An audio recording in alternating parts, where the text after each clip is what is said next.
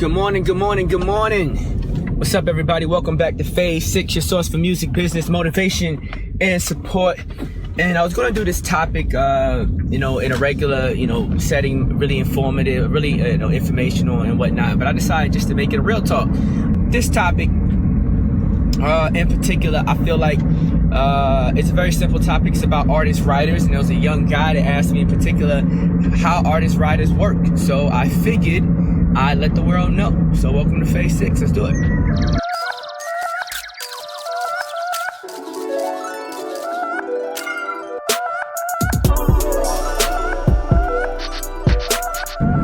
What is an artist writer?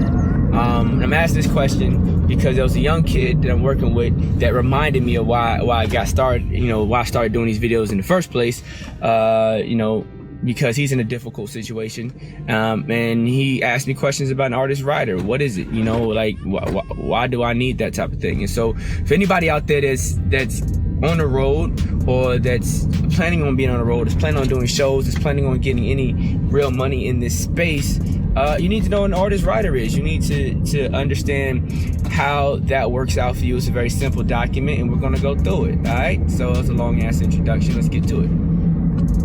So basically, an artist writer is the document that you're going to use to make sure that everything that you need prior to getting to a show is there. This is a document that people start using when they're actually on. You know what I'm saying? When they're actually doing, when they're actually starting to make some decent money on the road. I mean, you're doing, at least $1,000+ a show at this point. And when you're doing out-of-state shows, you're traveling, it's down to third. When you show up to a venue, they need to know what your needs are, right? It's basically like your concierge service, because when you get famous as an artist, the whole concept comes from when you get famous as an artist and you get big, you can't just leave the venue and go get something to eat when you feel like it, because the promoter wants you to stay at the venue. When you arrive at the venue, they want to make sure you have no reason to go anywhere, and there's no chance that you're going to miss out on anything. Additionally, if you're famous, it's difficult to get what you want, especially when you pop up in new cities and you don't know where you are. It's down to third. So it's a convenience that promoters make sure that you're riding, that you have, different things available to you on your rider. Additionally, there's one use. Additionally, the rider specifies all of the intricacies that you may need for your stage show. So if you need a table to be on stage, if you need, 3 microphones, they all have to be wireless. If you have specifications requiring 2 tables because you got 2 different DJs, they need to be able to sit their DJ equipment on separate tables, and there's special cords that are connected to their DJ equipment that they need to make sure that they have at the venue.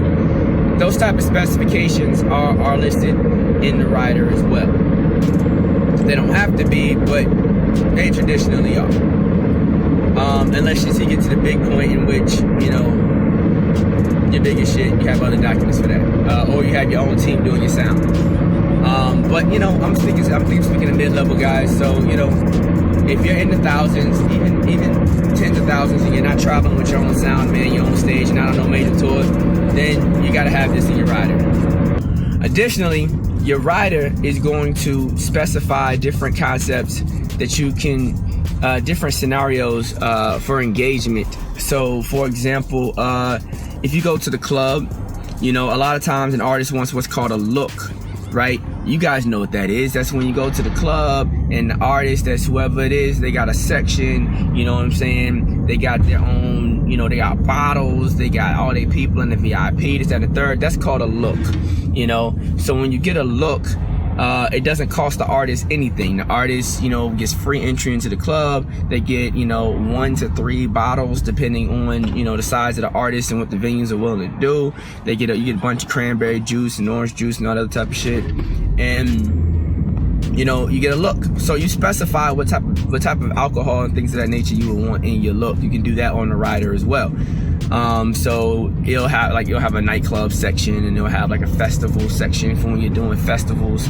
You know what you like, I need bottles of water and chicken wings or whatever. And so the type of things you see on people's riders is what's going to be available to them in the green room. And the green room is behind the stage area. So that's basically can be you show up to a venue, there's a backstage area, and back there they got fruits and vegetables and food and all that other type of stuff. Well, you get to specify what type of fruits, vegetables, and food and etc.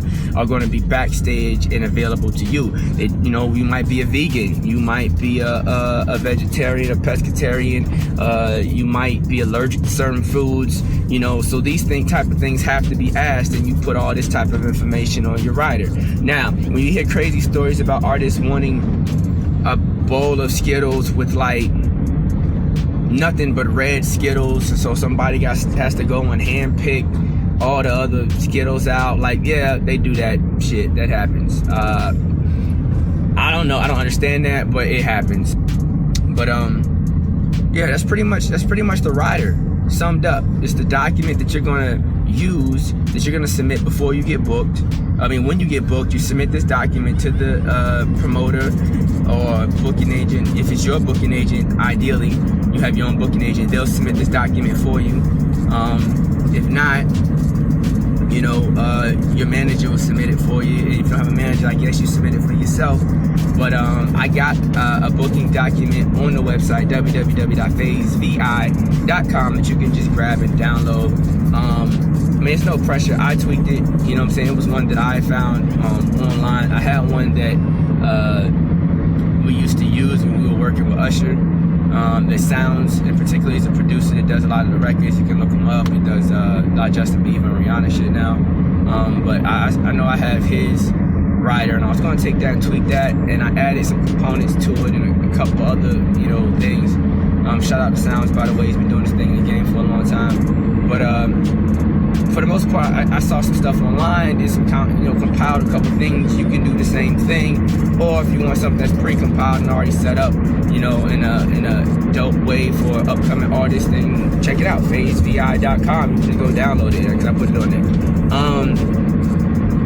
Other than that, artist rider, why do you need one? One, it shows that you are professional. First off, if you have a rider, it means you know what a rider is. This is the music business where a lot of people don't have a lot of knowledge, and so it makes you look less professional. It's like showing up to your job interview without a resume. Doesn't mean you won't get the job. It's just gonna be looked at like, why don't you have one? Even though we got LinkedIn and everything else in the world, you shouldn't need to bring a physical one in, but that's the process. So that's kind of the same way I look at a rider. Like, you gotta bring your rider in. Another thing that you gotta have when you do your booking is the EPK. I did a video about EPKs and why they're important. I think I broke it up into a couple videos, so definitely watch that. If you're out there booking, you need to get that. If you're looking at doing shows and getting and trying to learn to book shows and set yourself up, then you need to check out the book. I did a whole book on booking where I wrote down my secrets on how we went from $0 a show to $2,000 a show in 1 year, and I broke that down and gave it to people. So like all that's available on phasevi.com. Just trying to help you guys out, give you videos like this, give you some other tools that can help you out. But real talk moment.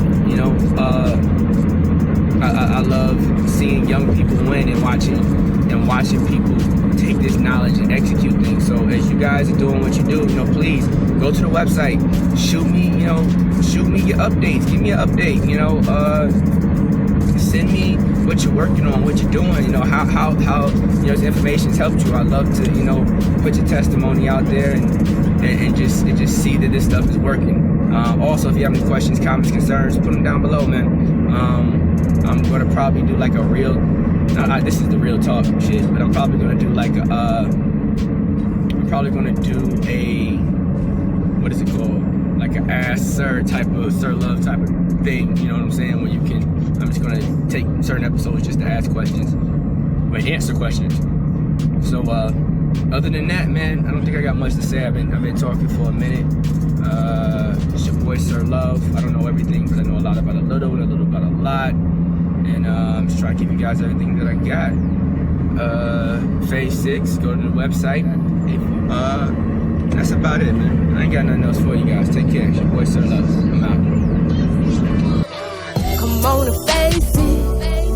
If you need some marketing motivation, you can learn to transform your life and build your own empire.